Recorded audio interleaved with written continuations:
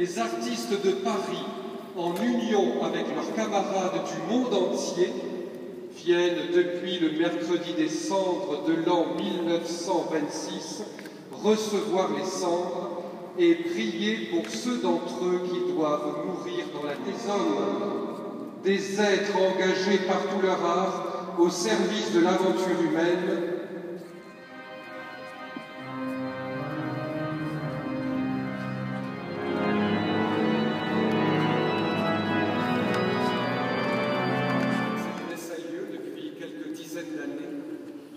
Que l'évêque préside cette célébration.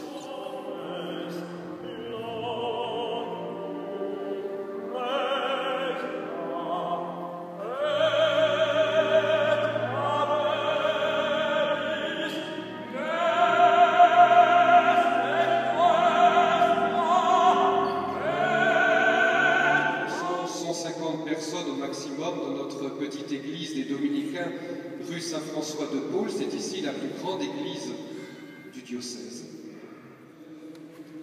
Ce n'est pas tant le péché de vanité dont j'ai peur, mais celui de la désespérance. Tant mieux. Pour moi, je passerai comme nous tous d'ailleurs. Je suis content qu'il y ait du monde parce que l'église, c'est du monde. C'est du monde. Les artistes étaient bien présents dans les églises durant longtemps, et puis tout d'un coup, ils ont un peu déserté. Oh, les artistes académiques avaient toujours leur place, acteurs, caricaturistes.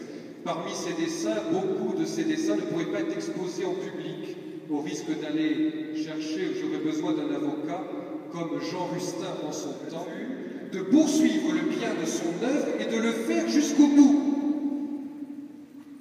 Voilà pourquoi il est bon de rappeler, en ces temps où eh bien, la place de l'artiste pose quelques questions, comme elle l'a toujours posé d'ailleurs, Totac, bien sûr que je suis intéressé par l'argent, parce que plus j'ai d'argent, plus je suis libre. Les artistes de Montmartre ont vécu des choses très difficiles, comme tant d'autres parmi nous, persévérants, par la grâce dont ils se savaient habités, bien décidés à aller jusqu'au bout, quoi qu'il en coûtât.